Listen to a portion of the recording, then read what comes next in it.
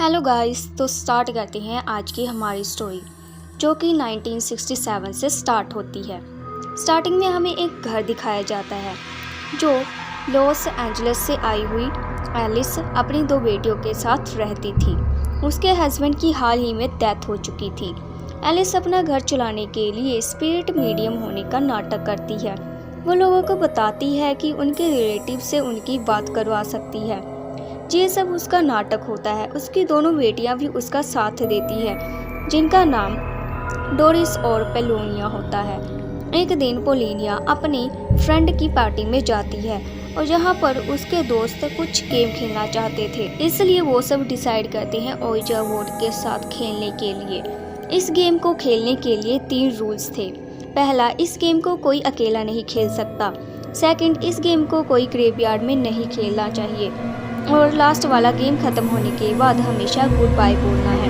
ये गेम खेलना स्टार्ट करते हैं। प्लेनचेट मूव करना लग जाती है। तभी पोलिना की मॉम आ जाती है उसे लेने के लिए। वो उनके साथ चली जाती है। वो अब एलिस को एडवाइस देती है कि हमें भी ओइजा बोर्ड ले लेना चाहिए, जिससे क्लाइंट को हैंडल करने में मदद मिलेगी। वो उसकी बात मान जाती है। अगले दिन वो ओइजा बोर्ड लेने चली जाती है और अपने घर ले आती है। अब वो डोरिस को लेने के लिए उसके स्कूल जाती है, जहाँ पर देखती है कि उसे कुछ बच्चे बुली कर रहे होते हैं। अब वो घर आकर ओइजा बोर्ड पर गेम खेलना स्टार्ट करती है। उसका रूल था कि इस गेम को अकेले नहीं खेलना है, लेकिन वो अकेले ही खेल रही थी। उसकी प्लेनचेट हिल रही थी पर उसके कोई भी सवाल का जवाब नहीं मिल रहा था।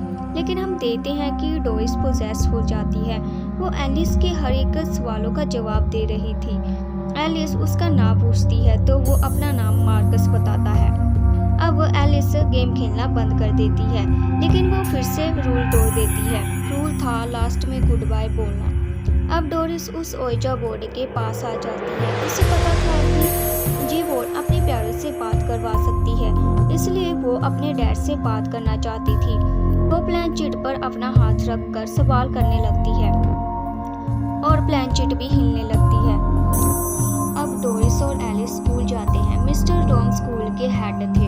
उन्होंने एलिस को बुलाया था ये बताने के लिए कि आज डोरिस ने पहली बार बहुत अच्छा होमवर्क किया था, जो वो आज तक नहीं कर पाई थी।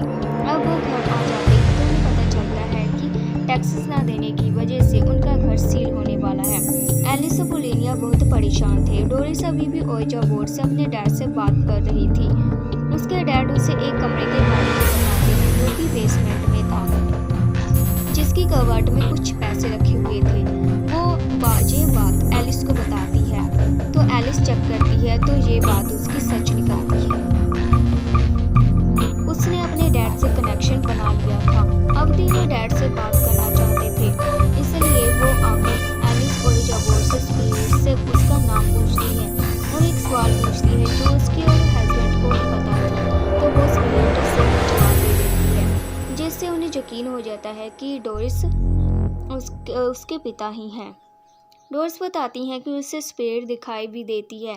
एलिस अब सोचती है कि वो ओइजा बोर्ड और डोरिस की मदद से क्लाइंट्स को उनके रिलेटिव से कनेक्ट करवाने में हेल्प करेगी। पोलिना इस प्लान के लिए मना कर देती है, लेकिन एलिस इस प्लान को करना स्टार्ट कर देती है, जिससे डोरिस ने स्कूल जाना भी छोड़ दिया था। डोरिस क्लाइंट्स के रिलेटिव्स की तरह बातें करती थी। क्लाइंट्स बहुत सेटिस्फाइड होते थे। इनका ये काम बहुत अच्छा चल रहा था। अब डोरिस अपने गर्दन पर कुछ फील करती है। उसे बहुत पेन हो रही होती है। जब वो प्लेनचेट से उठाकर शीशे में देखती है तो उसके ऊपर एक डेविल दिखाई देता है, जिससे वो बहुत ज़्यादा डर जाती है। और तभी वो स्पिरिट उसकी बॉडी के अंदर चली जाती है और उस पर पूरी तरह से अपना कंट्रोल ले जाती है। अब वो अपने रूम में जाती है और पोलिना के काम में कुछ विस्पर करने लगती है, जिससे पोलिना को बहुत ही डरावने सपने आने लगते हैं। अब वह सुबह हो जाती है, उसे स्कूल जाती है। वहाँ पर कुछ बच्चे उसे बुली करने लगते हैं तो वो उल्टा उन्हें नुकसान पहुँचा देती है। अब अपने घर वापस आ जाती है।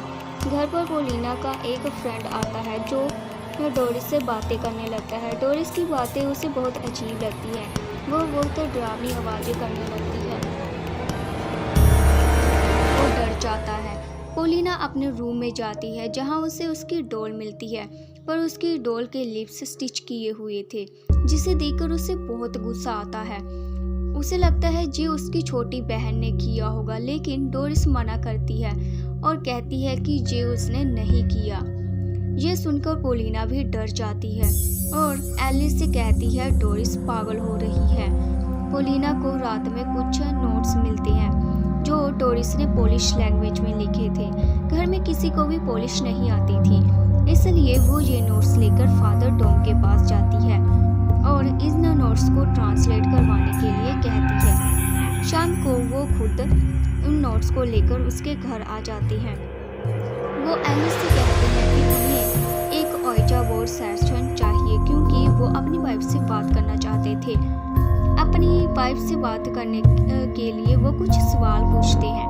डोरिस उनकी वाइफ की आवाज़ में कुछ बोली भी थी, जिसे सुनकर फादर हैरान भी हुए थे। अब वो एलिस और पोलिना से कुछ बात करना चाहते थे, इसलिए वो उन्हें बताते हैं कि ये सेशन ठीक नहीं था, क्योंकि जब उसने अपनी वाइफ का मिडल नाम पूछा था तब उसने बताया था लिन, लेकिन उसकी वाइफ का मिडल नेम कैथरीन था। लिन नाम मैं अपने मन में सोच रहा था। इसका मतलब था कि वो किसी भी स्पिरिट से कनेक्टेड नहीं थी, वो सिर्फ माइंड पढ़कर लोगों के जवाब देती थी, और जो वो आवाज़ें निकालती थी वो किसी और की आवाज़ होती थी और लोगों को लगता था कि वो उनके रिलेटिव्स की है। एलिस सवाल करती है कि वो ये सब कैसे कर सकती है, तो फादर कहते हैं कि उसे किसी डेविल ने अपने कंट्रोल में कर लिया है और वो ही उससे ये सब करवा रहा है। फादर पोलिना को कहते हैं कि जो नोट्स तुमने दिए थे उसमें कुछ लिखा हुआ था। उस नोट्स में एक पर्सन जिसका नाम मार्कस था, उसकी कहानी लिखी हुई थी, जो पोलैंड से लॉस एंजलिस में तब थर्ड वर्ल्ड वॉर में आया था। उस टाइम मार्कस को किसी पागल डॉक्टर ने पकड़ लिया था और वो उस पर बहुत सारे अजीबोगरीब एक्सपेरिमेंट करता था। इसी तरह उसने कई लोगों के साथ किया था। वो एक साइकोपैथ था। वो लोगों को बेसमेंट में रखता था। ये घर जहाँ वो रह रहे हैं वो उसी पागल डॉक्टर का घर था, और उस डॉक्टर ने जितने भी लोगों को मारा था उनकी लाशें इसी घर में थी।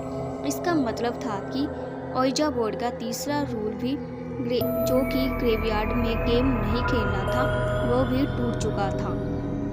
फादर बताते हैं कि मार्कस ने ये भी लिखा है कि वो अभी भी बाकी स्पिरिट्स के साथ इसी घर में रहता है और ये इस घर में ही उनकी दुनिया है। इसमें कोई बोल भी नहीं सकता, लेकिन उसे अब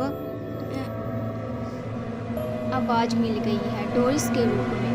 अब डोरिस को दिखाया जाता है जिसकी आंखें अजीब हो चुकी हैं और उसका अपना पूरा मुंह खुल चुका हुआ है।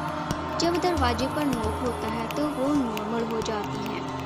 दरवाजे पर पोलिना का फ्रेंड आया हुआ था। वो उससे कुछ बातें करती है और उसे बेसमेंट में ले जाती है। कुछ देर देखने के बाद पोलिना के दोस्त को कुछ स्कल और स्केलेटन मिलते हैं और डोरिस पर डेविल का कंट्रोल आ जाता है। वो उस लड़के पर हमला कर देती है और उसे गला दबाकर मार डालती है। अब तीनों पोलिना, उसकी मॉम और फादर डिस्कस करके नीचे आते हैं तो देखते हैं उस लड़के की लाश टंगी होती है। इस तरह से लटका देखकर वो सब डर जाती हैं। उन्हें लगता है जैसे ये सुसाइड हो। अब फादर बेसमेंट में जाते हैं जहां उन्हें बहुत सारे स्कल्स मिलती हैं, इसलिए एलिस ओइजा बोर्ड जलाने के लिए कहती हैं, लेकिन वो बोर्ड जलाने के बाद भी वो नहीं जलता और वापस उस टेबल पर आ जाता है जहाँ पर वो पहले रखा हुआ था। अब फादर को दीवारों में कुछ आवाज़ें आने लगती है जहाँ उन्हें एक छुपा दरवाज़ा भी मिलता है जिसके अंदर एक और कमरा होता है जहाँ पर उस पागल डॉक्टर की लैब हुआ करती थी, जहाँ पर वो एक्सपेरिमेंट करता था। उन्हें डोरिस वहाँ पर दिखाई मिलती है जहाँ पर फादर डॉम अभी पोजेस हो जाते हैं। एलिस और पोलिना पर अटैक कर देते हैं, तभी वो दोनों भाग जाती हैं। वो स्पिरिट फादर का गला